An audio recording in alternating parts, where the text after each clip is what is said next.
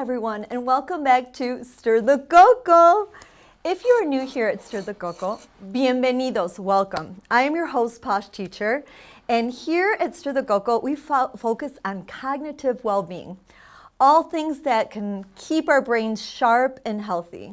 And how do we do this? Well, first we start our Spanish lesson, stirring our coco, which means noggin in Spanish, and we learn a new language because it is at the top of the list for creating neuroplasticity. Your brain loves this. Who am I? I'm a native speaker of Spanish and Italian. I graduated from the University of Michigan. I hold a bachelor's in journalism in Spanish, and I have a master's degree in the art of teaching and have over 30 years experience in education. And to my current followers, we are very grateful and blessed to be here in our new space and working with BCT Television. Just wonderful people here. So today we are calling our show Brain Food. Our topic is foods that are linked to giving us better brain power. Like always, I love sharing research that's out there related to our topics. And then we're going to follow it by having our Spanish lesson. And sometimes we have guests, and today we do. We have a nationally recognized registered dietitian, Julie Feldman. Vamos a empezar. Let's start. My research today is from Harvard, and Dr. Lewine, Chief Medical Editor of Harvard Health, shares 5 brain foods that also protect your heart and your blood vessels. So let's start with the first one, green vegetables. These include spinach and broccoli. They are rich in vitamin K, lutein, folate, and beta-carotene. And these vitamins may help slow cognitive decline. Now today, we'll do our Spanish lesson as we share these foods. So, green vegetables in Spanish, vegetales verdes. So that means green vegetables. Now I'm going to teach you phrases so you can walk around your house and tell everyone to eat all the things we're going to talk about. So the word to eat in an informal way is come vegetales verdes. All right, let's try this 2 more times. Come, which means eat, vegetales verdes. One more time. Come vegetales verdes. Perfect. Let's go on to the next one. Fish. Fish is rich in omega-3 fatty acid, healthy unsaturated fats, and they're linked to lowering your blood levels, your amyloids. And what is this? Amyloids are proteins that form damaging clumps in the brain of people with Alzheimer's. So it is very important to have fish. I'll tell you a story after we do our Spanish lesson about fish. So I have a sardine story. But first of all, let me teach you how to say eat your fish. So come means eat. Pescado means fish. Come pescado. Let's try that again. Come pescado. Excellent. So let's take a moment. Sardine story. I've been working on eating my pescado. So in my classroom the other day, I decided to bring a can of sardines, and on my break, I was eating in my room, poured my sardines on top of my noodles, and class then started, and the class walked in, and they're like, what is smelling in here? And I didn't want to tell them it was my sardines. So I'm like, I can't really talk about it. Well, students were like, it was so bad that a lot of students had to go do their homework in the hallway. So just be careful where, if you're going to eat sardines, you might want to bring a Ziploc and close up that can in a Ziploc because it can get really smelly. But it's really good for your brain. All right, let's go to number 3, berries. And berries, they have flavonoids. And what is this? It's the natural plant pigment that gives berries the brilliant hues. And research shows that it improves memory. So the word for berries in Spanish, you better tell everyone to eat their berries. So come bayas. Come bayas. We're going to try that one more time. Come bayas. And that means eat your berries. Next one, let's talk about tea and coffee. Tea and coffee might offer more than just short-term concentration boost. A recent study showed that participants with high caffeine consumption scored better on tests of mental function. So here we go. If you want to tell someone in a casual way, drink tea, then we're going to say, bebe té. Bebe té. One more time, bebe té. Now I want to pause here with the word bebe. In Spanish, we have accents, and when there's an accent, it means you elevate your sound. And actually, it can change the meaning of the word. So if I took bebe and put an accent on it, bebe, it means baby. So it can be a difference than you're saying, baby tea, bebe té, which, in this case, that's not what we're learning. We want to say drink tea. So it is important to watch for that sound from the accents. I'm going to do drink tea again, bebe té. Let's do drink coffee, bebe. I have my mug here, so here we go. Bebe café. Try 2 more times. Bebe café. And one last time, drink your coffee. Bebe café. All right, our last one is walnuts. And I am crazy about walnuts. There's just amazing research, and it keeps coming out that walnuts are really good for your health. And hopefully in the future we'll have some more talks about the walnuts in Stir the Coco, so hang tight for that. But walnuts are an excellent source of protein and healthy fat, according to a study that it might improve memory.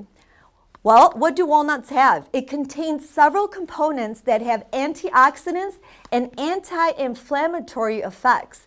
And inflammation is something we try to avoid, right, in our bodies. So this is a great, it's a great food item that you might want to check out. So let's go over the word eat walnuts. Come nueces. Come nueces. One more time, give it your all. Come nueces. All right, well, those are our words, and let's review our Espanol. Now, side note, I want to talk about how your brain really can only retain 7 to 10 words. And I go more into detail in former videos on YouTube. You can check out Stir the Coco, but I talk about why the brain doesn't like more than 10 things. Hence, that's why our phone numbers are 10 numbers. And I want to share a side story. I had a student come into my classroom and said, "Oh my gosh, Señora, I lost my phone, and I can't call my mom because I don't know her phone number by heart." And so, because I could have lent her my phone, but she couldn't dial because she didn't know the phone number. So we had to go to the office and they had to look up her mom's phone number. So that is an important tip. You might want to do this as a brain exercise to memorize people's phone numbers. It can definitely be very important. So let's review our las 7 y un poquito más, our 7 and a few more. Here we go. So these are our words for today. Come vegetales verdes. Number 2, and that's eat your green vegetables. Next one, eat fish. Come pescado. Number 3, eat your berries. Come bayas. Next one, drink some tea. Bebe té. Drink your coffee. Bebe café. And the last one, eat your walnuts. Come nueces. Muy bien. Well, we are off to our interview with Julie Feldman, so come join us. Bloomfield Township Senior Services promotes wellness and strengthens the community through social connections, fitness classes, aquatics, day trips, and more. Our staff is here to serve you, offering lifelong learning and interactive opportunities for residents age 50 and above. Invest in your vitality with us. Follow us to learn more and stay up to date. We look forward to meeting you. Hello, everyone, and welcome back to Stir the Coco.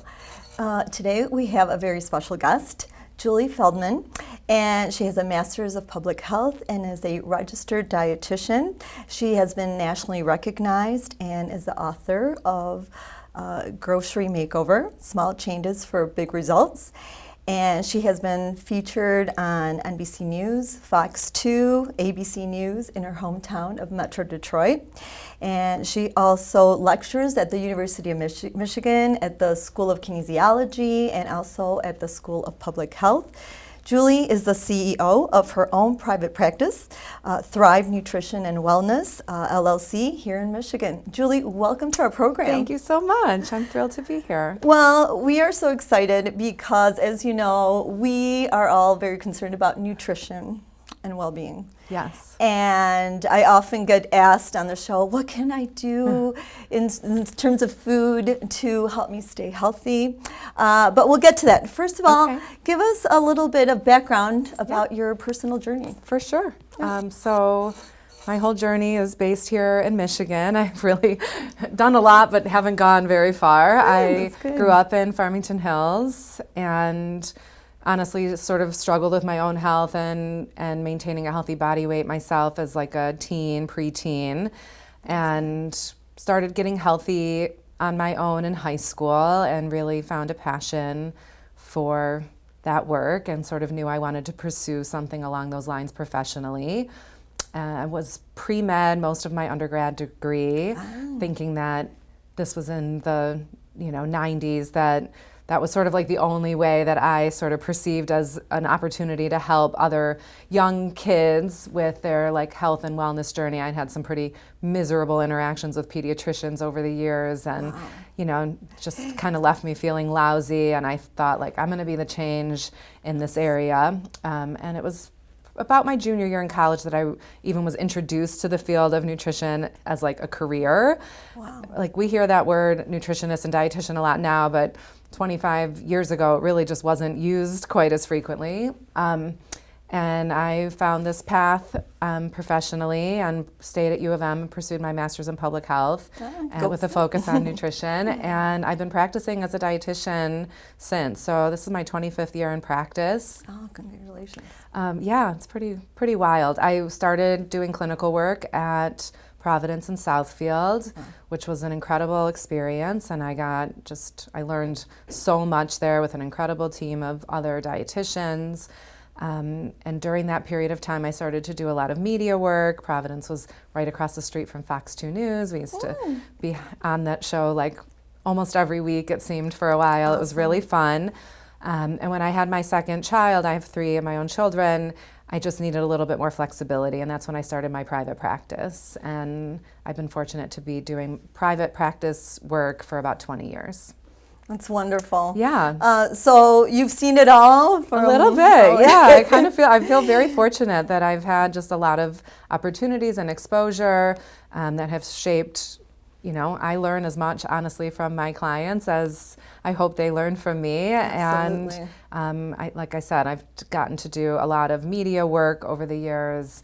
I was offered the opportunity to write a book, which was obviously a very cool thing. That's wonderful. And I do a ton of public speaking, whether it's locally or honestly around the country, teaching other dietitians about some key little niches that I've developed over the years in terms of counseling and understanding how trauma impacts our decision-making process around food and just some nuances that aren't necessarily touched on in the typical nutrition curriculum. They're not, and being a high school educator, I think that's a niche where they need, these students need to learn about this because it's actually, they're just still developing and it could make a huge difference. Yeah, for sure. Yeah. Yes. I totally understand. But, today we also have the 50 and over group. Yes. And tell me what things in your professional life have you seen clients doing that they should be avoiding? What things are... How much time do we have? Oh, no, big list. Give us your top few. Yes. What are the 50 and over, something that they're doing? I would say the first thing that comes to mind, honestly, is adhering to old belief systems just around nutrition and even just our own bodies as a whole. Wow. Unfortunately, there's a lot of pressure on people, especially women, that they're supposed to be the same exact size their entire lives, or that they have to weigh the same number, forever and ever and ever. And our bodies work in pretty interesting and miraculous ways, and there's even emerging research around like that we don't have to be at this super low body weight for our entire lives. In fact, being at a really low body weight, sort of the second half of our lives, isn't necessarily helpful, may actually be harmful. Wow. So not to say that body weight is irrelevant and we shouldn't be thoughtful or mindful around it at all, Yes. but I would say one thing that I see is just a lot of people still very sort of chronically dieting, being very restrictive around their nutrition, and it isn't necessarily in their best interest. So that would be sort of like the first thing that comes to mind. Okay. Basically along those same lines is just people not getting in enough protein. Part of the process of aging is that we start to lose lean muscle mass. Yes. And if we're not eating adequate protein and we're not exercising to maintain or build new muscle mass, we're going to continue to see that muscle wasting. You don't really see a lot of people in their 80s or 90s who are like really muscular. Yes, So that kind of like points out that that's just sort of like part of that natural aging process. Honestly, it starts like even in your late 30s probably. And unless you're actively working to maintain and build that muscle mass, you can see that start to kind of falter. So making sure that you're getting adequate protein is definitely an important piece. Okay. Let me think. I'm trying to think what else is like a common pitfall for that specific population. Yes. Honestly, I would say also just taking too much stuff, too many supplements. Tell me about it, because I mean, I've seen people that have like their whole cupboard filled with all these. I have clients come to me all the time that, I'll say like, what medications are you on? And they'll tell me like 2 things. And I'll say, and do you take any supplements? And they say, oh yeah. And then there's like 20 different things. Wow. Because as we start to deal with, different issues that our bodies might be facing, or maybe your blood work starts to shift postmenopausally. A lot of women might experience higher cholesterol numbers for the first time in their lives. And I think a lot of people are trying to treat these things naturally. And so they go up to some vitamin store or some, like a Whole Foods type of market and just want to fill their basket with these. And is that dangerous? I mean, can that be, because it's just a natural, that doesn't mean, right? It can definitely be dangerous. And if anybody's taking supplements, they should be listed on somebody's med list. So if you ever have to tell your physician what you're taking, or a pharmacist, or you see a new specialist for something, you definitely want to make sure that you have all of your supplements, including their dosages and their brand names, on your list, because absolutely they can interact with medications. There are certain things that can be contraindicated in certain circumstances. Oh, that's good to know. So we definitely want to pay attention to those things. Also, supplements are not regulated in the same way that your prescription drugs are. Not to say that they're not good, and I do recommend certain supplements for different people and for different reasons. That you bring that up. But you don't just want to, buy something random at the drugstore because it was on sale. Or social media, they have, you'll see a lot. Definitely on social media, yes. A lot of young people actually see that and they think, oh. Yes, so not only is each individual supplement not regulated, but we really have very little literature about the combination of these supplements. So when somebody starts to take multiple things at the same time without being under the supervision or guidance of somebody who's knowledgeable about those things, it can definitely be a problem.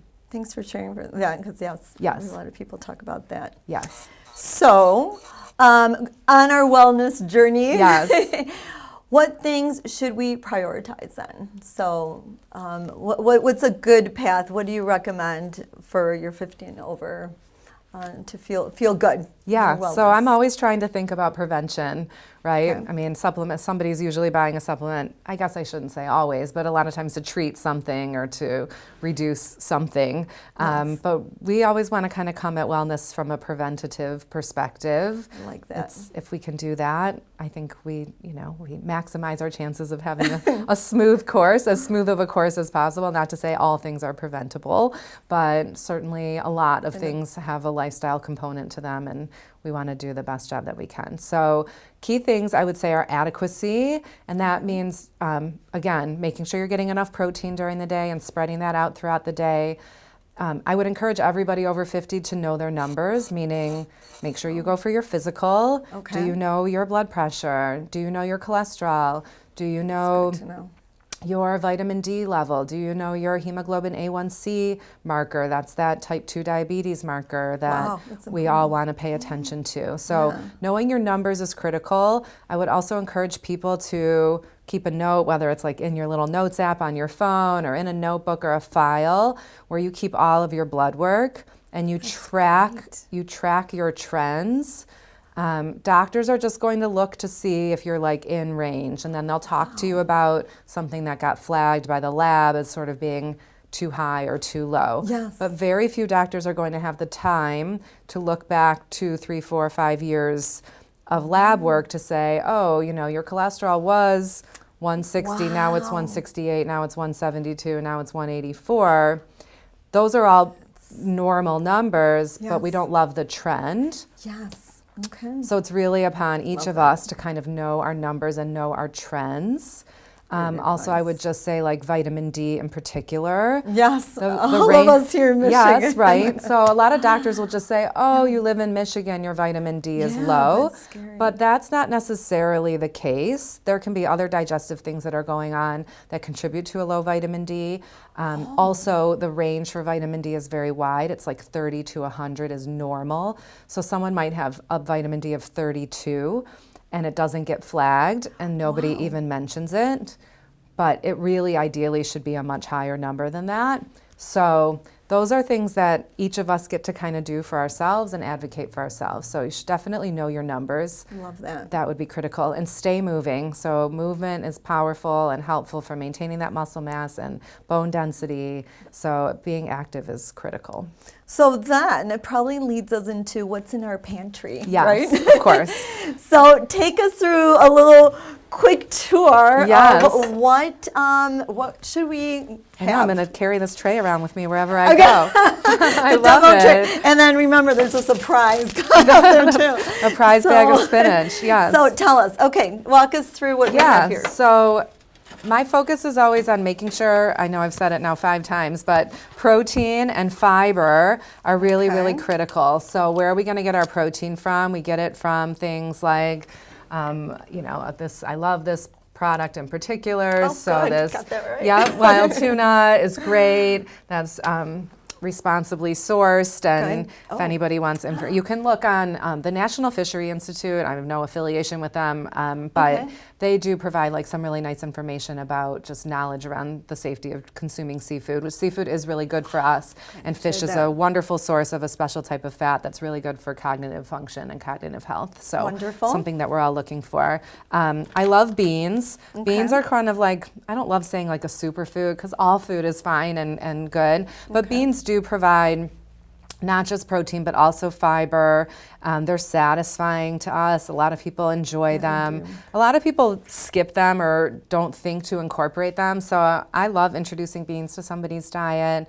Refried beans or other my types students of... love Chipotle, and they put their beans on there. You know? Yeah. So that's how they've actually Yes, Chipotle's done a really good job of introducing beans to like the next generation. And actually, tell us about this one too. It's probably a Chipotle also. Tell So, us about this guy. I didn't even see the little avocado hiding back there. Yeah, so avocado, nuts, seeds, fish, olive oil, avocado oil are going to be like our quote unquote best sources of fat. We do want fat in our diet. Cognition and cognitive health is obviously at the forefront of thinking when we think about Coco. people. Yes, exactly. So Yes. love avocado and enjoy them. Tell us about, I love these. I put them in my yogurt all the time. So berries are a phenomenal source of fiber. And what I like about this little display that you made is you just see a lot of variety here. Yes. Variety is critical. There's more. So yes. So we're really looking to help somebody achieve a couple of key things. We really want somebody's blood sugar to be stable throughout the day. That helps us to achieve and maintain a healthy body weight, maintain our energy level, our focus, our mood. All of that is really kind of driven by blood sugar level. The other thing is that we really want to maintain a healthy gut.